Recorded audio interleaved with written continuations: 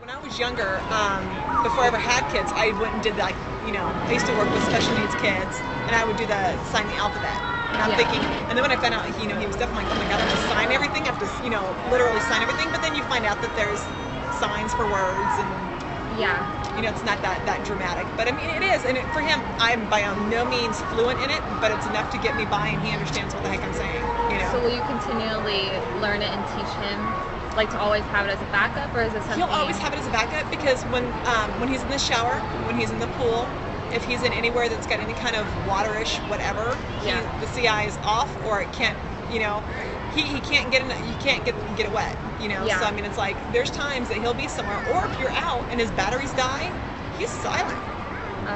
There's absolutely no. That's why I mean, on my keychains, I constantly have batteries. So if he's out, but again, if I'm out and I don't have my keys, which never happens, or he's with other people and they don't have batteries with them, then he's in silent mode. So it's like you need to have some kind of a backup for him. Oh, I see. That makes sense. So what is like your home schedule? It's like, how are things at home? I know he got diagnosed at a young age, but is there something that has changed that probably wouldn't be that, like you bring your batteries, that's something you do different. Right. But is there anything else at home you do differently? Or things kind of the same? Not really. I mean, it's like they both. No accommodations? No, not really. No, because I mean, he's not raised as a deaf child. Yeah. He's raised as a child, and just the fact that he has a cochlear implant in his head, for him, he's used to it. I mean, we were at the beach yesterday, and all of a sudden, he takes off his CI, and I go, "Do you want your CI back on?" He goes, "No, it's too loud." He doesn't like the way the ocean sounds to him because it was too going from silent mode to all of a sudden you've got this, So things like that for him, he's in hog heaven. It will be, I don't know, things for him to get used to that way, but for the most part, we don't change anything accommodating at the house at all. The only thing I can say is that my house is probably very, very loud because, I'm loud and the dogs are loud, and it's kind of feel like you have to over amplify yourself sometimes with him, but for the most part. And then you mentioned earlier in, I think you're talking about IPV, how you said it's called mapping. Mapping. So is that something like you have like a daily checkup on to make sure it's like adjusted? No, he has on his particular implant. He's got 3 settings of volume and 3 settings of different maps. Okay. And a volume thing. So for him, if he wakes up and something's not right, you would just kind of adjust him back and forth and go. He's the one at this point, at this age, he'll let you know when they're younger and they're babies. You have little, I don't know what they're called, but little pieces that you can put the coil on and make sure it lights up, because as a young child they can't tell you if they're hearing or not. So there are devices that you can do to reaffirm that he's loud, or not even that, just to reaffirm that he's getting the sound. With the cochlear implant, the difference between cochlear implant and hearing aids are hearing aids, when you put in a battery, when you turn it on, I don't know if you've ever heard it or not, you just like a really high-pitched squeal. Okay. You put a ear mold on the end of a hearing aid and you stick it in. So when people's ear molds start getting to where they're too big, you'll hear a squeal, or you'll hear like a type of thing.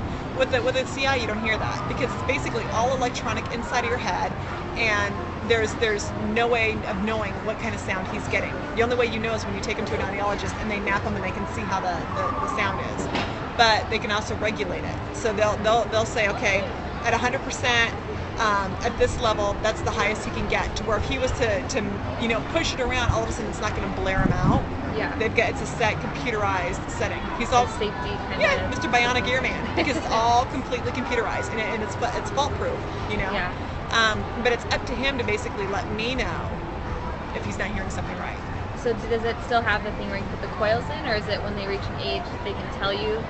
It's like a feature they don't have anymore? No, he has it. He has it. When I say coil, hold on. Versailles, come here. Let me show you what I'm talking about. You see, he knows the drill. It's like right now he can't hear anything you're saying at all. Okay. This is his cochlear implant. Okay. For him, that's the brains of his ears. That's where basically everything's processed. And then you have your 1, 2, 3 and your XYZ. The 1, 2, 3 are different programs. The XYZ is different volumes. So if for whatever reason he's like, Mom, I don't hear right, then you can like turn your program, turn your volume to where if he was to help it, help him hear it. This is the cable that runs from the processor, and then this is the coil that sticks to his head. So it's like, if you want to, it's completely up to you. You can feel behind his ear where you can feel the piece that's inside of his head, and then it's got a magnet in it that once this magnet hits that's where your sound comes in. Well, no, it comes in, but that there is inside of here. I don't know if I should even do this. So why not? Jeez. Okay, so that's like, once this hits, that's the magnet that goes in his head, but all of this information in here, once that is connected and it goes to his inner piece, then that's how he gets a sound. But, and then this are his batteries. Oh, okay. Okay, so like when the batteries go out, you just have to make sure they're changed. How often? They last about 3 to 5 days. It just depends. More like 3 than 5, but sometimes, And now Medel's came out with a brand new external piece that is, what do you call it? And that's how you turn it on. You can see that his battery's on, and you're good. Come here, bud. Does it give like any warning if batteries? No, it'll beep. So he'll let you know his batteries are dead, which a lot of kids with hearing problems will not, because they'd rather be in a silent world. He likes hearing. So I mean, he's got friends at his school that their batteries will go out and you won't know. Oh, I didn't even think about that. And they'll just sit there, And for him, he's like, "Whoa, battery's out! Help!" Or he'll go and grab my keys and he'll go change his batteries himself because he wants to hear. He is so, in his own way, mainstreamed. Yeah. Because it's like if he's not hearing, unless of course he's at the beach, then he just won't hear the ocean. But if he's not hearing, then he knows that, wait a minute, I'm going to miss something. In his eyes, because most of his friends who aren't in the program don't sign. Sooner or later they'll figure out that that's a way of communicating outside of teachers and so forth. So I'm sure they'll learn. Yeah. But for the most part, Jeremy. How is the family regarding Versailles disability? Like, do you receive any help from your extended family, or when you're figuring everything out, or is it just solely you? I think when everything first came to a head, people really didn't know what to do. So I mean, of course they offer, let us know if you need any support, we're there for you. But I mean, what are they going to offer? They didn't know what to do. I've got somewhat of a strong personality to where it's like I'm not going to sit back and let somebody else kind of take control and let it figure it out. So I mean, it's a parent's obligation to fight for their child. It's a parent's obligation to get as much information for their child. And if you're not going to do that, there's a lot of kids out there that don't have that and they suffer from it.